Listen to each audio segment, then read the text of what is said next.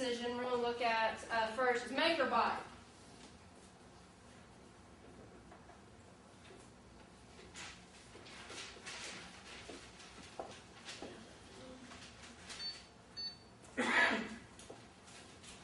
Make or buy decisions involve, okay, do we produce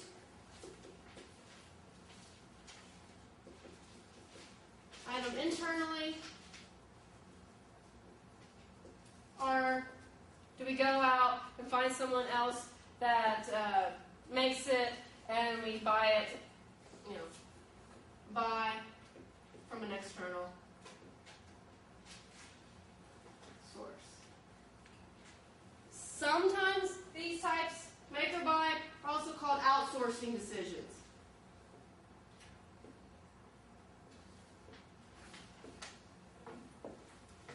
And when I talk about outsourcing, I'm not, focused on, offshore outsourcing, international. No, I'm just talking about there's something that you're looking at internally that is it best for me to continue making it or have someone else do it. A lot of small companies do payroll that way. It's just unaffordable for them to try to do the payroll internally. So they outsource it. You could have done an analysis about how much does it cost me to do it versus just paying someone to do it. So that's what we're going to be looking at, is deciding how much does it actually cost me to make this versus just paying someone else to do it. Make or buy decisions aren't going to be as simple as special order, just looking, okay, variable cost, that's what's relevant. Because there's going to be, definitely variable cost involved. Let's look at making a component. Yes, if you make it, you have to pay for the direct materials and direct labor. But obviously you won't be buying the direct materials and direct labor if you buy it. So yes, that's going to be relevant. Also the price to buy would be relevant because if you buy it, you have to pay someone else that you won't. You make it. So those are easy enough to pick out. And then of course, the variable overhead. Well, if I'm making it, yes, electricity cost is going to go up, some indirect materials are going to go up, and that sort of thing. So yes. So those are obvious. There are the variable costs involved, and if I make it, in the direct making of this product, I have to pay for those, whereas I don't if I buy it. But fixed costs, we need to look at the details. We need to look at the details of what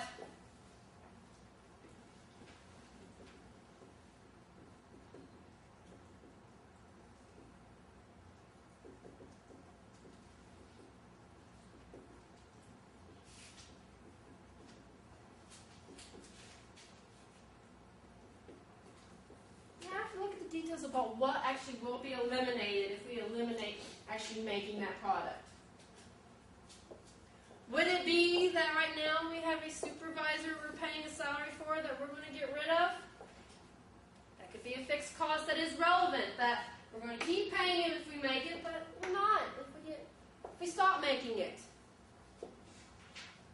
Now, depreciation on the whole factory that's being allocated to our current component.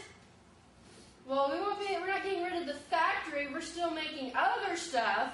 It's just this one component that we're trying to get rid of. So that depreciation is just going to be allocated to the other products. It's not going away. So that would be irrelevant to the decision. So we have to look a little bit closer at what's going on.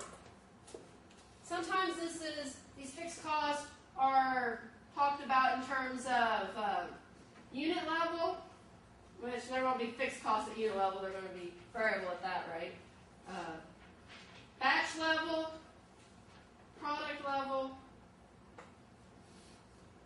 or facility level.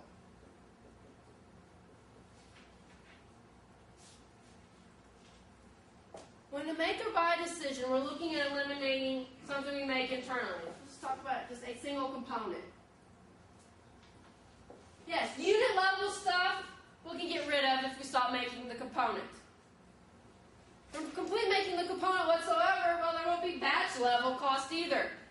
Setups of machines. We're not going to have to set up the machine if we're not having this product. So that's like kind of a mixed cost type item that we can get rid of. Component looking at it as a product, well, yes, anything related specifically to that component we'll be able to get rid of. At facility level, that's for our whole organization. The factory supervisor. No, we're not going to get rid of him or her. We're just going to allocate that salary to everything else we produce. So, we have to be a little bit more careful with make or buy. We have to read the details, trying to figure out what level that cost is and will it truly be eliminated if I eliminate making this product. Okay? That's a good decision.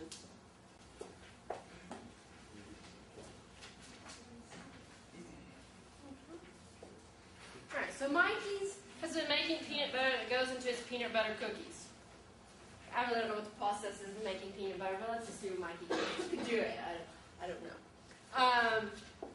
A non-competing company, Taylor's, so they don't make peanut butter cookies, they just make peanut butter. They're not trying to compete with us, has offered to sell the needed peanut butter to Mikey's. If Mikey's makes the peanut butter, the cost to make their annual production of 40,000 cups of peanut butter, because it takes 2 cups of peanut butter per batch of peanut butter cookie, and they make 20,000 batches of peanut butter cookies a year, is as follows. So what they normally spend on 40,000 cups of peanut butter is direct materials, direct labor, variable overhead, fixed overhead, for a total cost of $138,100. Taylor's has offered to sell the peanut butter to Mikey's for $2 per cup. The total order would amount to 40,000 cups per year, the amount we need. So we're going to buy all of it from Taylor's if we decide to do that. Which Mikey's management will buy instead of make if Mikey's can save at least $15,000 per year. So why do I have that in there that Mikey's wants to have a least amount of cost savings? Switching between this isn't an easy thing to do. It's not something you're going to do month after month. Because, well, once you stop making the peanut butter, you're going to not have those peanut butter expert makers on staff anymore. And it'll take a lot of work to get them back if you decide you want to retool and start making again. So there's going to be this cost savings built in for unforeseen costs we don't know about, and the possibility that, okay, Taylor's is offering us that now. What if they raise the price after we've gotten rid of all our cookie or peanut butter experts?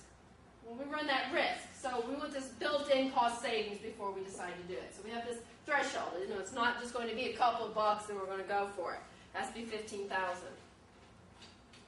So looking at the overhead, figuring out what it was, we can eliminate fixed overhead of $5,000 by getting rid of the peanut butter manufacturing. So I don't even have to go through the details, but I'll tell you that.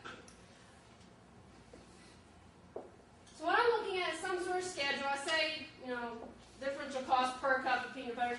But really what I'm looking for here is I want some sort of schedule that shows if we should, the difference between making or buying, the cost to us, the cost savings we're doing one way or the other.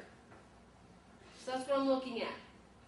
Why don't you try to figure that out for a couple of minutes here, and then we'll get back as a group. Again, multiple ways you could put out a schedule to show the difference between what it's going to cost me if I continue to make it and what it's going to cost me to buy. One way is just focusing completely on the differential cost. In this case, well, we'll have direct materials if we make, which we won't have if we buy. So that comes to a total of $25,600. Or, of course, you could change all these to per units. The decimal places get a little crazy if you do it now, not like the end. But direct materials in total, so there's $40,000 we're either going to make or buy, $25,600. Direct labor, well, if we make them, we'll have that cost. If we buy, we get rid of it. So direct labor, $45,800.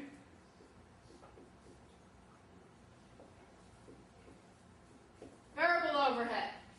Obviously it's variable, so if we produce 0 cups of peanut butter, it means we'll have 0 cost. So we'll have it if we make, we won't have it if we buy.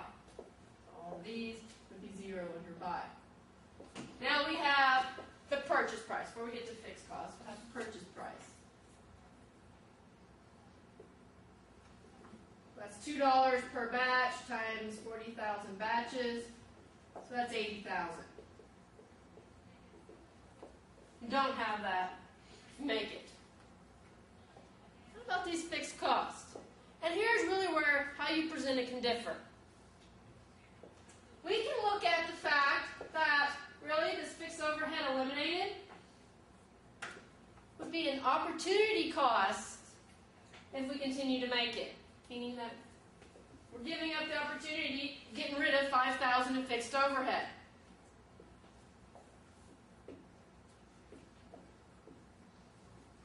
It's 5,000 of cost that won't happen if we buy. So, total on that. We can compare 1, 2, 5 minutes versus 80,000. Do that comparison. Or we could look at this fixed overhead in the terms of if I make it, I have 52,000 in fixed overhead. If I buy it, I will have 52,000 less the 5,000 I'm getting rid of, which is 7,000. That I'll still have if I buy it. It's 52 if I make it, and compare these costs. 3,800 versus 127.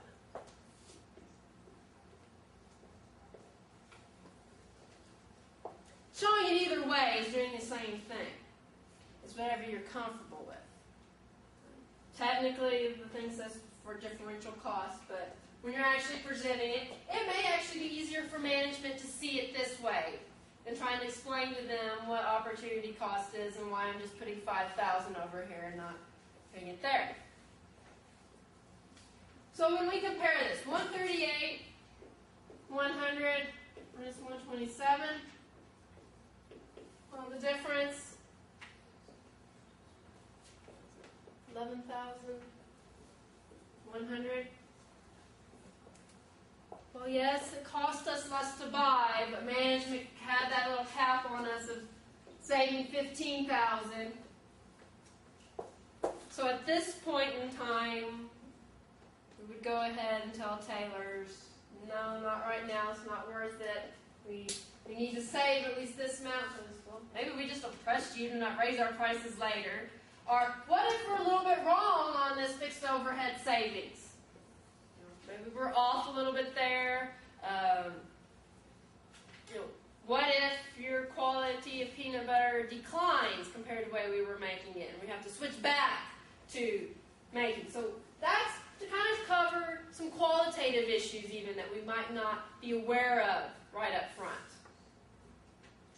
So in general, if we didn't have this to tell us our savings amount that we need to get, we would say, yeah, it was a good deal to buy. But since management says they want at least 15,000, then we're like, oh, not right now. Maybe we'll re-talk about this in a few months if our costs start going up. If the cost of peanuts start going up, well, then maybe we would reconsider. Okay? Questions on making or buying?